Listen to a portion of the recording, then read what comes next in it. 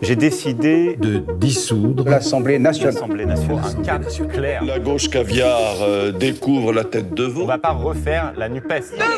Une ministre, ça agit, ça ouvre sa gueule. Nous sommes Je vous obsède Quelle indignité. avec une constance. On peut assassiner qui appelle quand des même hommes, des l'admiration. femmes, on ne tue jamais leurs idées. C'est de la poudre de perlimpinpin.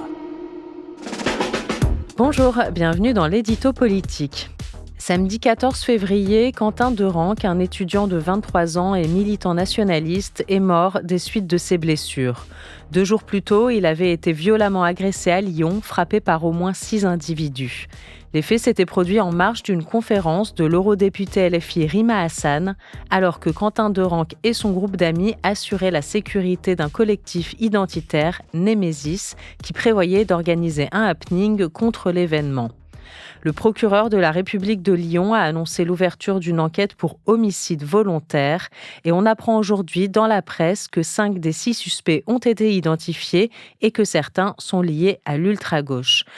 Jean-Marie Colombani, sale affaire. Et les réactions politiques ont été immédiates, pour certaines accusatoires, avant même la conférence de presse du procureur ce lundi. Oui, c'est une grande tradition, hélas, française, de surréagir et de réagir très vite, d'instrumentaliser très vite, alors que c'est une affaire qui concerne tout le monde, en fait. C'est vrai que c'est une affaire que l'on peut imputer à l'extrême gauche, puisque ce sont des militants d'extrême gauche et d'un mouvement qui a d'ailleurs été dissous par le ministre de l'Intérieur précédent, qui s'appelle la Jeune Garde et qui est proche de LFI, donc proche intellectuellement, même politiquement de la France insoumise. Donc tous les ingrédients sont là pour à la fois centrer le regard sur l'extrême gauche et politiser exclusivement là-dessus.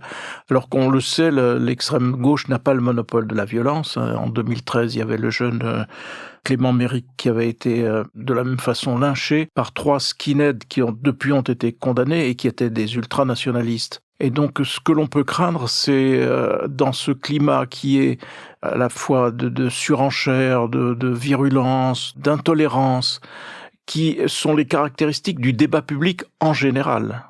Eh bien, qu'un jour ou l'autre, ça se traduise en violence. Dans la rue, c'est ce que tout le monde craignait et c'est peut-être ce qui est en train d'arriver à travers cette triste affaire. Oui, de violence dans la rue, c'est ce qu'on peut appeler aussi des troubles à l'ordre public, des risques pour l'ordre public et il semble bien qu'on soit en plein dedans.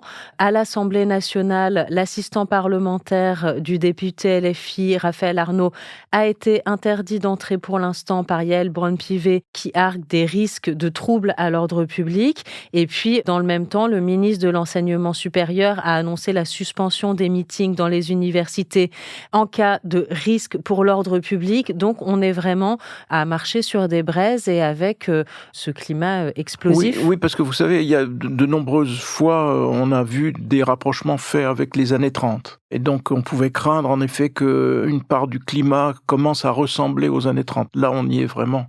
Parce que dans ces années-là, en effet, il y avait des affrontements permanents entre extrême gauche et extrême droite. Dans l'affaire qui nous occupe là et qui est si tristement dramatique, il faut tenir compte aussi d'un contexte lyonnais, parce que Lyon et ses environs sont un terreau qui est labouré depuis pas mal d'années par les extrêmes. Extrême droite, avec extrême droite ultranationaliste, avec des mouvements qui se succèdent, qui sont régulièrement dissous par les ministres de l'Intérieur successifs et qui se recréent progressivement et qui sont des mouvements qui sont par nature violents, et puis des ripostes, le plus souvent, qui sont d'extrême gauche cette fois et qui sont tout autant violents, on vient de le voir évidemment tristement, et qui passent leur temps à se disputer un territoire qui est un territoire lyonnais. Donc il y a en même temps ce contexte-là. Pour autant, il faut ne pas hésiter à s'inquiéter du reste du pays parce que ce sont des événements qui peuvent faire tache d'huile d'une certaine façon et qui peuvent en inspirer, en amener d'autres. Alors que le réflexe devrait être au contraire de plaider constamment pour la désescalade, pour une sorte de retour au respect des uns et des autres, surtout que l'on est dans une période préélectorale, pré-municipale d'abord bien sûr, mais surtout pré-présidentielle, et on peut craindre que la bataille présidentielle ne soit comme cela perturbée ou tordue par ces aspirations à la violence et ces façons de récuser au fond toute argumentation, tout débat, pour lui préférer vraiment la polarisation, l'extrémisation des débats. C'est ce qui est à craindre dans la société française aujourd'hui, et donc c'est ce qui fait que au fond il y a cette émotion si grande après cet événement et ces inquiétudes si grandes également qui se manifestent ici et là. Du côté de la France insoumise, évidemment, c'est le parti qui est le plus en difficulté dans cette affaire parce qu'il y a eu un lien organique entre la France insoumise et la Jeune Garde qui n'existe plus, mais néanmoins il y a une proximité très grande et donc au lieu de faire amende honorable, voire de faire son autocritique, c'est un mouvement qui a préféré aussitôt la contre-attaque, qui est un petit peu sa marque de fabrique d'ailleurs, une contre-attaque qui cherche toujours au fond à essayer de se replacer en position de victime. Là, ça ne peut pas être le cas et il faudra payer un prix politique, je pense, à cette affaire, et je pense que ce prix politique sera, in fine, payé par Jean-Luc Mélenchon. Merci beaucoup Jean-Marie Colombani, on se retrouve ce vendredi dans Le Monde devant soi. Merci Hélène. L'édito politique est un podcast de Slate.fr. Présentation, Hélène Decomer. Prise de son, montage et réalisation, Aurélie Rodriguez.